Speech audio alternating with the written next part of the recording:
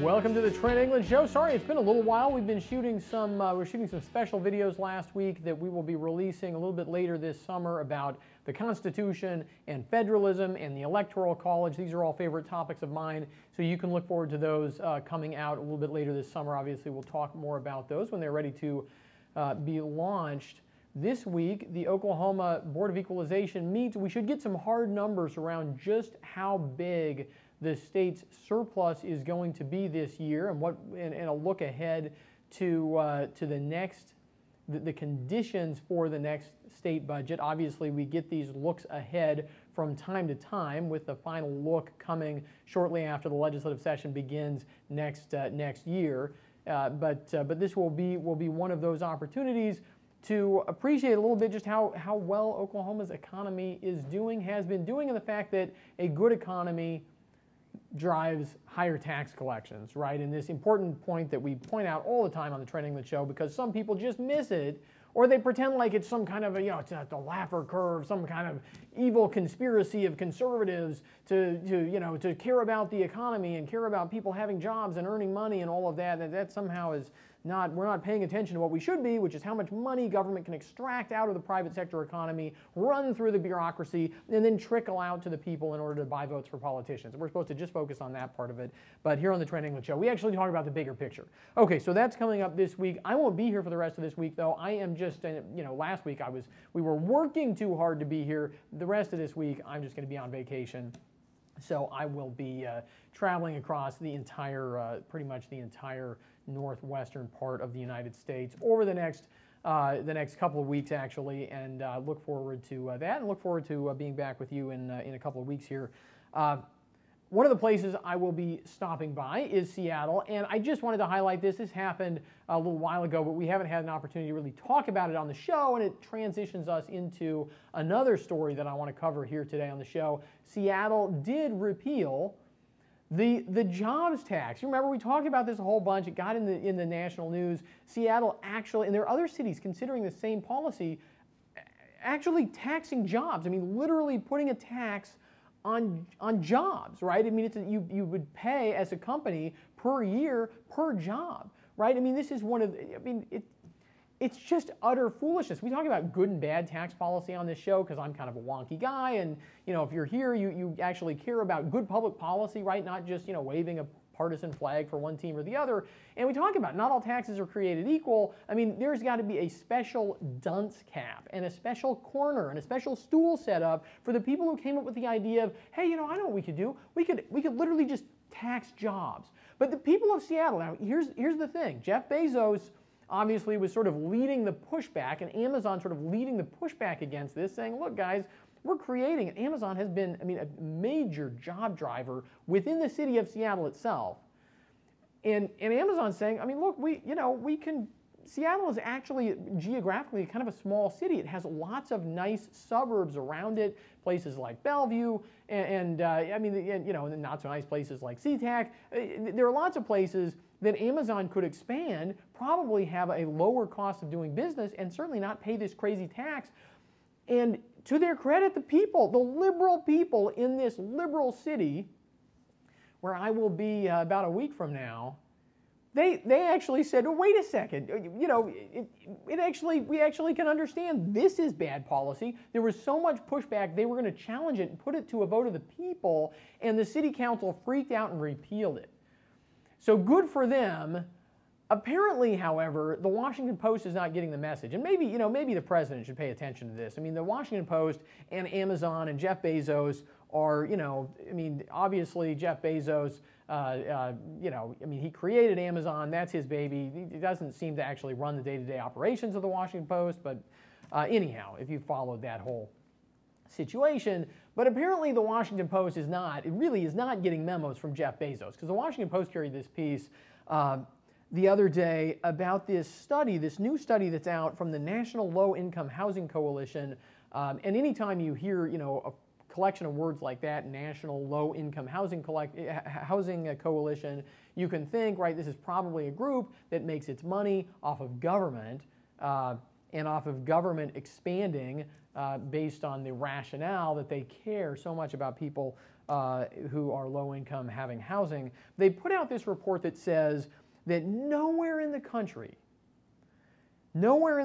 can someone who works minimum wage afford to rent a, quote, modest two-bedroom apartment. And the Washington Post pointing out what a bad country we live in. What a terrible place the United States of America is. I mean, this is a bad country, according to the Washington Post and the National Low-Income Housing Coalition, because a person paid the government-mandated minimum wage cannot afford to rent or they say a modest two-bedroom apartment.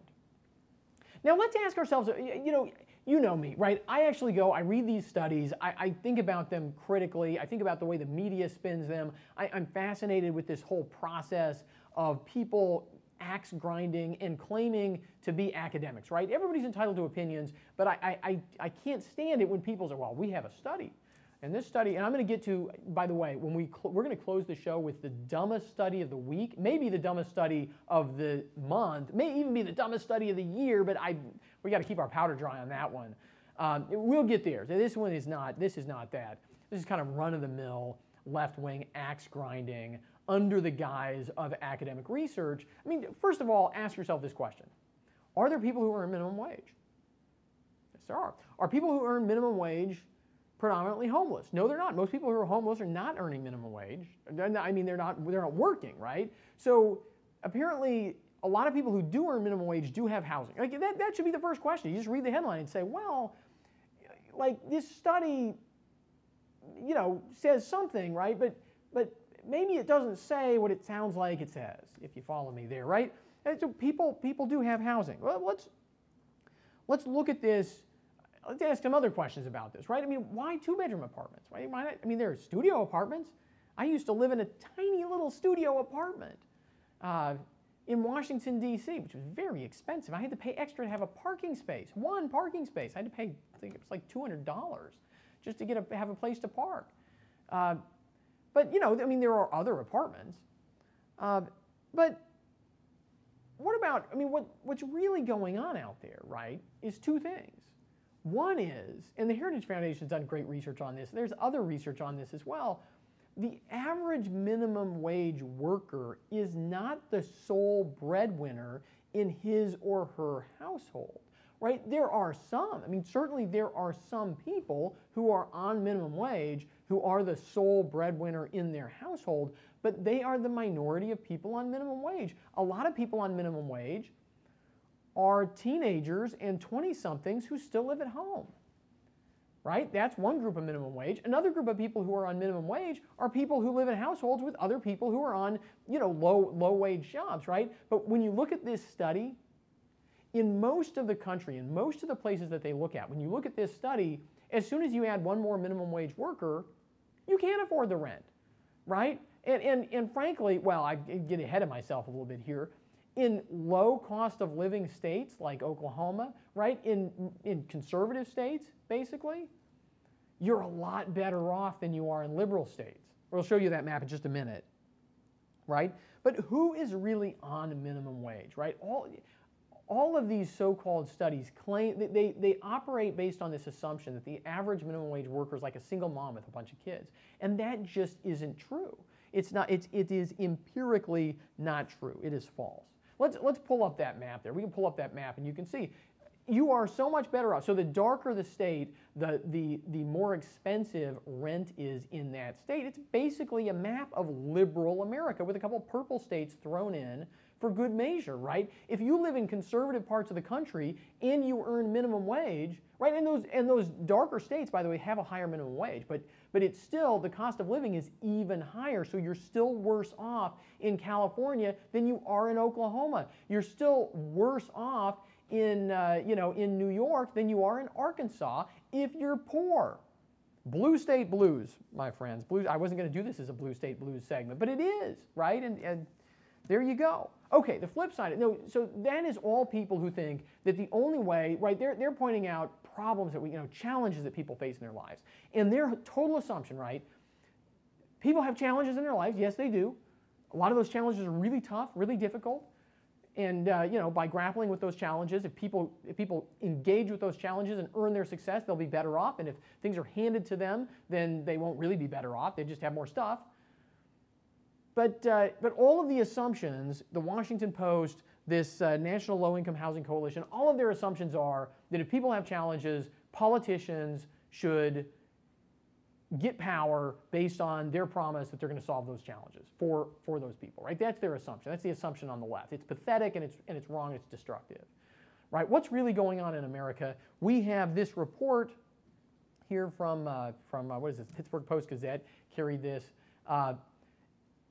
The estimates are out for 2017. Americans gave away more than $400 billion.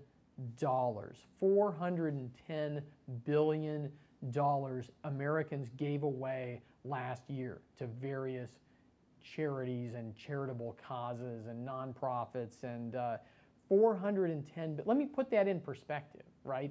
That's larger than the economy. Actually, that is twice the size of the economy of Portugal, right? Which used to be one of the world powers. You go back in European history. It is quite a bit more than twice the size of the total economy of Greece, right? The Greek economy is just a little bit under $200 billion, and Americans last year gave away $410 billion, right? You think about it, another country that for a period of time. If you remember, Alexander of Macedon, for a period of time, ruled the world, ruled the known world. That is larger than the economy of Egypt, larger than the economy of Israel. It's larger than the economy of resource-rich and very large Australia. It's larger than the economy of even more resource-rich, probably Nigeria, right? I mean, you think Americans. Last year, right, we were able to take the amount of money that is in Australia's economy for an entire year and just give it away. Because we're that wealthy. Because something that happened, some collection of things that came together in America's past have actually produced a country that while we have a small share of the world's population, we produce an enormous share of the world's wealth, and then we give a huge amount of that away.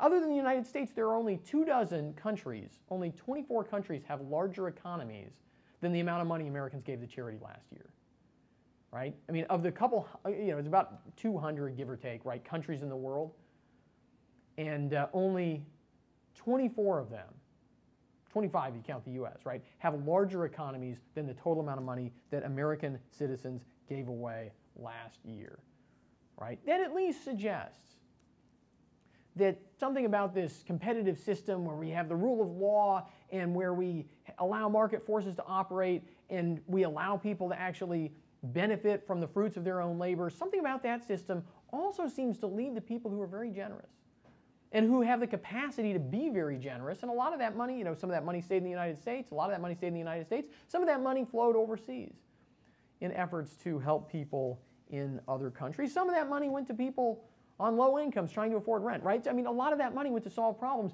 And the people who gave that money away, the average Americans who gave that money away, the wealthy Americans, the poor Americans, all of the Americans who came together to give that money away, right? We should be particularly offended by the politicians who act as if and speak as if they're the only ones who can wrestle with the problems of society. They're the only ones who can justify their own existence, perhaps, by claiming to care about the problems of society, but it's a lot of other Americans who actually do the real work. Okay, dumbest study of the week. I've got to give you this, the dumbest study of the week. Can you pick God out of a lineup? So some psychologists, and this, psychology really is the most embarrassing part of the academy these days, because so many studies in psychology have been debunked over the last 5 or so years. So many studies, I mean, studies that people used to cite all of the time Other psychologists have come along and tried to duplicate them, right, which is how you validate the results, and found that they couldn't do it, found that the results are actually invalid, found that all these things that psychology has produced are just bogus, right? And oftentimes they are the biases of the academic psychologists flowing out into their research in subtle ways. Sometimes it's people actually just, monkeying with the data and committing actual fraud. But in this case, here's what they did. The psychologists took a whole bunch of people and they showed them a whole bunch of pictures, each one individually, showed them a whole bunch of pictures and said, well, which person looks like God? And then we get this NBC News story. I've seen this all over the place. This NBC News story, though, we can pop this up here. That says, Americans think that God looks like a young white male. Subtext, of course, being shame on Americans for thinking God looks like a young. I don't know, right? God and God looks he looks friendlier than he used to look, according to Michelangelo. You compare Michelangelo's depiction and you compare this research. This is the dumbest. In some ways, it's the dumb research that gets the media attention. You've got NBC News covering this study, right? And there's no healthy skepticism from these journalists who pass this stuff on. Here are two questions. What if they showed people pictures of cars? Which car looks like God to you? Right? The researchers are structuring, right? They're structuring this whole experiment in a way. You just show people a bunch of cars. And NBC News could have written the story. It turns out, you know what Americans think God looks like? Americans think God looks like a 1969 Oldsmobile. Silver. Right? And at least in that case, we would read it and probably say, wait a second. If you only show people pictures of cars, you don't really know what people think God looks like if God has to be a car, right? All these researchers did is determine if God has to be one of these 500 pictures, one of the people in one of these 500 pictures, they determined that, on average, people tended to choose this picture instead of that picture. That's not even interesting. It's not even interesting, right? It's just a kind of a pathetic make-work program probably paid for by our tax dollars because it's academic research in a university. Right, and here's the other question, right? What if you went to the people in this survey and you said, we're going to show you 500 pictures of different people and we want you to pick out Pat. Pat is a powerful, benevolent person named Pat, right? What would people, people probably kind of choose a person who sort of looks like them, sort of looks like what they think of as a good person. And then NBC News could report on the study. We have determined what the average American thinks Pat looks like, right? Well, it's meaningless. It is almost as meaningless as this study, again, paid for almost certainly with somebody's tax dollars, right? It doesn't tell us what Americans think God looks like. It tells us what a bunch of researchers came up with to fill up their time in some university where they don't have enough to do. I'm Trent England. Thanks for watching the show. Again, I'm going to be out the rest of this week and in the next week as well. But remember, you can find all of our shows and lots more content, including an update about the State Board of Equalization meeting that's going to happen this week. We also are posting today updates on Oklahoma's latest economic picture from the economic report. That's going to go up at ocpathink.org, where the archive is, ocpathink.org. You can find us. We are on Stitcher, SoundCloud, iTunes. We're in the Google Play Music Store under podcasts. We are on Facebook. We're on YouTube. And you can follow me on Twitter at Trent England. Thanks again for watching.